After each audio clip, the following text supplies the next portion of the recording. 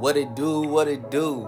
I know it's been a minute, I haven't uploaded any content. I took a little break dealing with some issues in real life, but I'm back, going harder than ever. That's what she said. Let's go.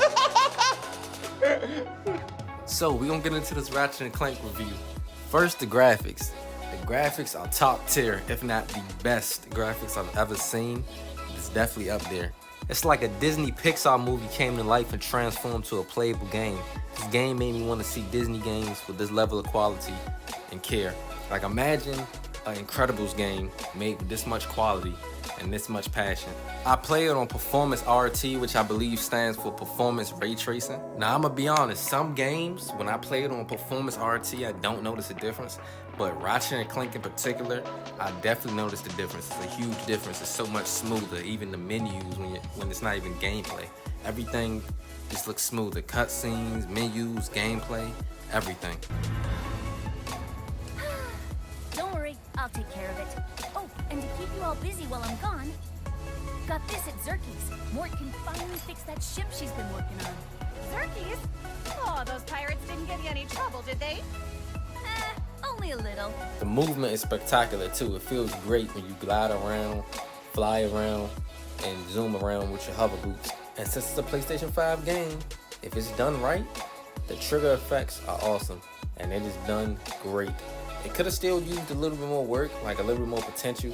I could have thought of some things to do. I don't know how the development goes, but it's done great with the adaptive triggers. For example, the Forcer shotgun, if you press the R2 button down halfway, it shoots twice and reloads quicker. If you press it down all the way, it shoots 4 times and takes a little bit more time to reload, but it's stronger with a wider spread. So even though these are very small additions, it adds variety to the combat and the arsenal. And speaking of arsenal, what do we all love the arsenal for, of course? Combat. The combat's fun, engaging. The problem I've always had with Ratchet and Clank games was the difficulty. So I played it on the highest difficulty and the second highest difficulty, and the problems were solved. Those 2 difficulties were challenging enough for me. I would even die in some encounters. I found myself taking the battles the most serious I've ever taken Ratchet and Clank combat in my entire life, and I've played every installment of Ratchet and Clank. The center of the combat, of course, is the weapons like I mentioned earlier, and the gadgets. This franchise has grown so popular for the weapons and the gadgets. And in true PS5 fashion, the DualSense controller mixed with great visuals and fantastic sound design makes me feel like I'm in the arcade when I'm shooting, and that's a great compliment and a great thing to have. Like, who wouldn't enjoy an arcade game at their own house?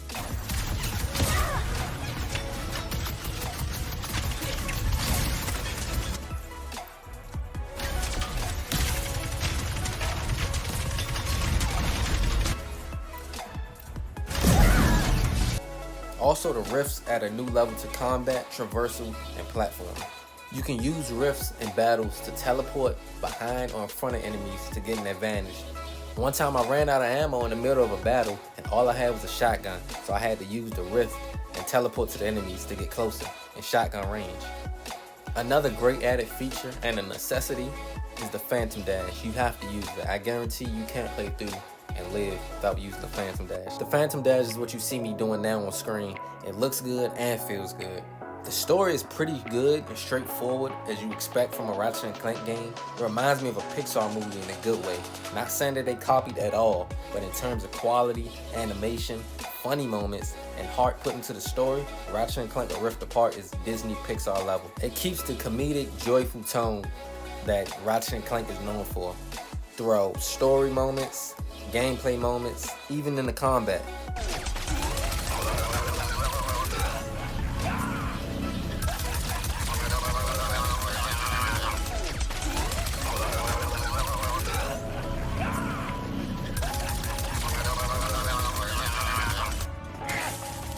You hear that? That sound of me in the parabox. Look at it all.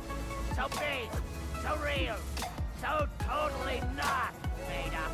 Also, for anyone wondering, it does not take any past experience with Ratchet and Clank to enjoy this game and play this game. This is actually a perfect segue to jump into the world and enjoy. Also, the puzzles and platforming are great. They're pretty scarce, which is a plus for me because I'm not a huge fan of too many puzzles and platforming. I prefer to jump straight into the action. But when the game does have us on these platforming and puzzle segments, they are fun and don't overstay their welcome at all. So in conclusion, make sure you get around to getting PlayStation 5's exclusive Ratchet and Clank Rift Apart. It's an all-around great game, great gameplay, great story, great everything. There's not too much that this game slacks on. Make sure you get it. I definitely think it's worth $70 or $60 price range. Thanks for checking out my video. Like, comment, subscribe for more. I'm out.